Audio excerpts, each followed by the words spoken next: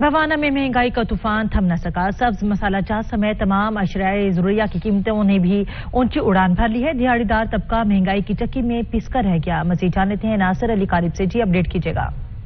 جی بالکل، ڈالر کی قیمت تو کم ہوئی لیکن مہنگائی میں کمی نہ آ سکی۔ بھوانہ، جامع آباد، امین پر بنگلہ اور گرد و نواح میں سبزیاں، سب مسالہ جات، پھلوں کی قیمتوں میں بے تحاشا اضافہ ہو گیا ہے، جس کی وجہ سے بھوانہ کے شہری ہیں پریشان دکھائی دیتے ہیں۔ بات کرنے کے لیے میرے ساتھ موجود ہیں۔ سر بتائیے گا، سبزیوں کی قیمتوں میں بے تحاشا اضافہ ہو گیا، پھلوں کی قیمتیں بڑھ گئی ہیں، حکومت سے کیا مطالبہ رکھتا ہے؟ اتنا جی سبزی لویں ریٹ پوچھا تے کری بندہ پاگل ہو گیا جی۔ ادرک پوچھا جی 12 تو 1600 روپے کلو ہے جی۔ تھوم 4 تو 600 روپے کلو ہے جی۔ ٹماٹر 100 تو 150 روپے کلو ہے جی۔